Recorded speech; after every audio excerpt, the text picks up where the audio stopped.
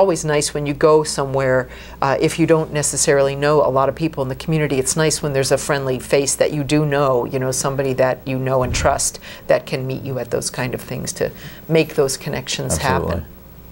Yeah. But we're also, really thankful to the Y for down in Torrington. Several of the young moms that we're working with in the program there have their children, they will be, the babies are not yet here, although they're coming any day. But they're going to be going into the Torrington Y for the child care piece that's provided under the Even Start program. Sure. So we're very, very glad for that, because finding good quality child care is difficult, and this is paid for under that program. So it's a real benefit to help these young moms stay in school. Absolutely. Well, that's great. And it's funny you mentioned the fatherhood run. The Y isn't involved, but it's something hopefully we can. Father's Day was actually created by the Y many years ago. Oh. A lot of interesting history in the Y as we look into it, creating basketball and volleyball and all sorts of fun stuff. And all with the goal of building the family support systems. Mm-hmm. Mm-hmm. So I guess kind of going backwards. So what was it that you were doing in Hartford before you came back to our community here? I was there for 26 years in a program called Family Life Education that had an interesting beginning. The woman was a student from Yale Divinity School. She was studying to be a United Church of Christ congregational minister. Her name is Karen Barker Duncan, and she called up to the priest at Immaculate Conception Church on Park Street in Hartford, because they were doing so much social justice and social outreach with the shelter, and they had a soup kitchen, they had a food pantry, they give out sandwiches 24 hours a day, 7 days a week. Wow. To anybody who came. And they were just very, very helpful in working with the people in that community. And she came to do her internship there and did a census of the neighborhood with some volunteers from Immaculate Conception and from First Church in Windsor. And they found a large number of very young, many teenage moms, mostly Puerto Rican background at that time. That was back in 1986. And really without services for themselves and their children. And so the program started, and it was a combination of intensive case management through home visits and then educational peer support groups. So I've been doing this kind of work for a long time. Oh, that's great. Well, you're obviously passionate about it, and so obviously you mentioned the number of spaces you have in the program, and you have a lot of room to grow. But what are some of the goals and even projections that you have for its success here in Torrington and Winsted? Well, one of the reasons that we came here to these towns, according to the needs assessment, was high rates of child abuse and neglect. But really, those were linked to kind of lack of knowledge about child development, what to expect at different ages, what kind of things to provide for children at different ages. So this program is perfect for that, because parents as teachers is helping support the parent in their role as their child's first teacher. It's not the goal of the program to come in and fix the family. It's not the goal of the program for the worker to come in and just focus on that child and then leave with all those goodies in a bag.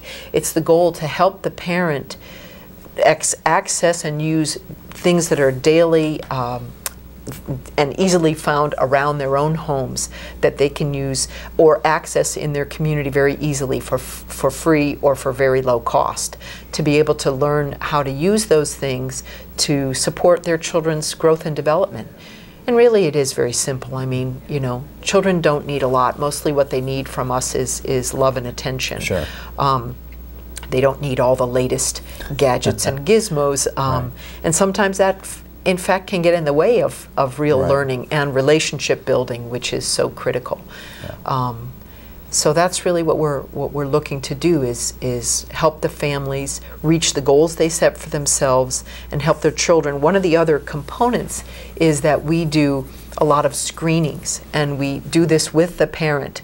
It's called Ages and Stages questionnaire, and there's one every 2 months until the child is 2 years old, every 3 months until they're 3 years old, and every 6 months until they're 5. And it's really to look in the different domains, you know, fine motor, how well they can pick up pencils and beads and things like that. Gross motor, how well they jump up and down and run and throw and lift things up. Communication, general knowledge kind of things. These things are all looked at and then discussed with the parent, and it's a really great tool because even some of the games and activities that they do that are part of the screen, parents can then just continue to do, and it's just a game to the kids, and it's Sure. fun, and they're growing and learning while they do it. So Absolutely. Now you were talking about connecting them to the resources in the community. Mm-hmm. Have you found that there's really a sufficient number of resources, or are there gaps that we need to address? You know, it would be great if there were such a resource, you know, in this area. the biggest thing that I've learned about and heard about is transportation. Yeah, definitely. And so actually we're going to be attending a meeting. There's a meeting, I think, on October 21st that the Transportation Authority down in Torrington is going to be holding to address that. And really, that's one of the biggest things. You know, the weather around here isn't always lovely. And, Right. and there's not sidewalks everywhere that families need to go and places that they need to get to. So transportation is really a critical need. I would love to see, for health and for activity outside, a lot more community gardens and things like that. You know, those are some of the things, but we're learning. You know, there are really a lot of resources already in place, and there's like I said before, there's really a wonderful collaborative spirit. Yeah. In both of these towns and between the towns. So, you know, there's a lot of resources for parents to access. And really with the early childhood collaboratives, there's always room for parent involvement, and they're always looking for parents to come to those meetings and give input and give their thoughts so that we can address needs as they arise. Well, that's great. And now I'm sure when you've gone in and started working with some of these families, you probably had some shocking discoveries, or you're assessing their current knowledge, and there's probably some big gaps in the knowledge. But I'm sure you've also experienced, even with just the few families so far, some great successes. You know, there's some, you know, obviously there's confidentiality, but without giving names, is there like a great success story that you're already pointing to? You know, one of the right now, a number of our moms are young. They're under 20. So the beauty that I've seen so far is that they are all interested in continuing their education. They want to, they have that as a goal, and they're working on that in a variety of different ways. They're not only wanting to finish their high school diploma, but they're also engaged in looking at college and going forward with post-secondary education, which is critical Sure. for the financial success of their family. And that's hard enough without a child. Mm-hmm. Mm-hmm. But another thing is that there's another family I went to visit, and I was so impressed with her home and the way she had it set up. She had a large wooden dining room table that her kids could do she has older kids that they can do their homework and their schoolwork on. But then in her living room, she had instead of a carpet, she had those interlocking foam pieces, sure. so that her children could actually do things. And while I was there meeting with her, her daughter and her niece came, and they had little cups of water, and she told them to be very careful, which they were, and then they lay down and painted.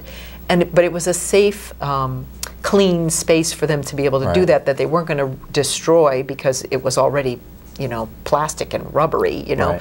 Right. But she had it set up that way, and she is working with our her home visitor to become a child care provider.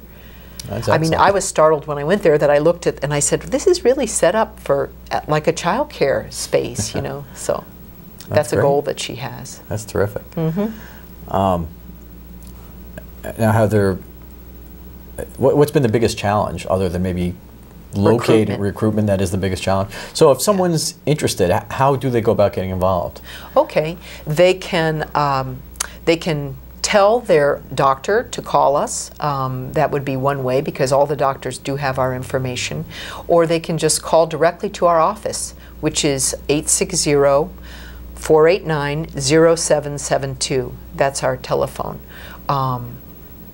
And there's an answering machine there. I do need to add Spanish. I have to go into the office tomorrow morning and add the Spanish piece, so that Spanish-speaking families know that they could leave their information as well. Excellent. But I can tell the number in Spanish. Sure, why not? Okay, it's 860-489-0772.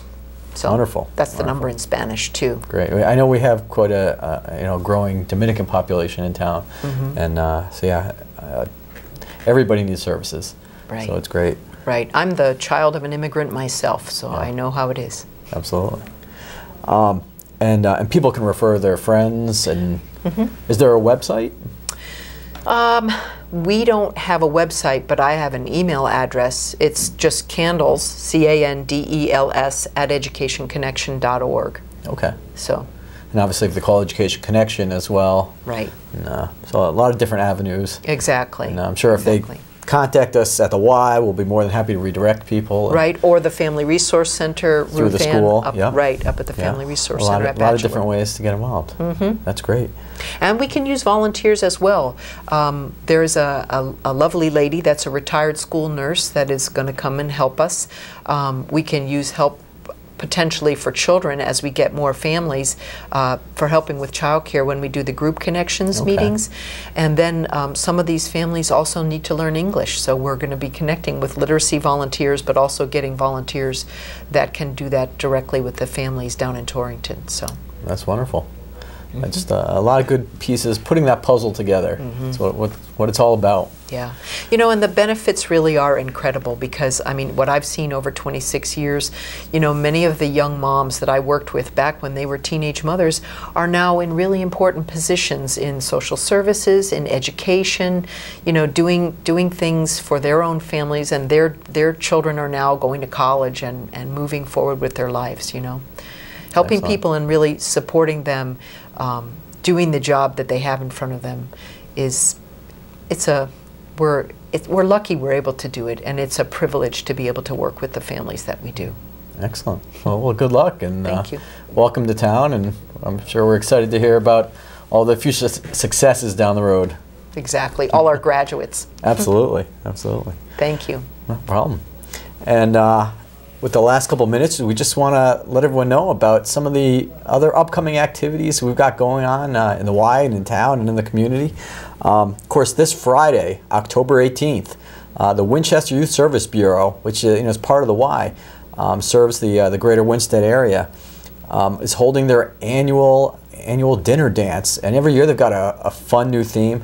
This year it's British Invasion. So they've been saying it's going to be a jolly good time. So I'm looking forward to it. So it's Friday, October 18th from 7 to 11 at Cornucopia down in Torrington. And it's open to the public. So you can go to the website, wysbevents.org, or go to the YMCA webpage. And there'll be a link. And you can pick up your tickets. You can even get them at the door Friday night. This is great food, great fun, dancing, and a silent auction with tons of great prizes, and of course costumes. You know, the theme always comes with costumes, so bust out your best Beatles costume or other British themed get up, and we'd love to see you there. And then the following weekend on Sunday,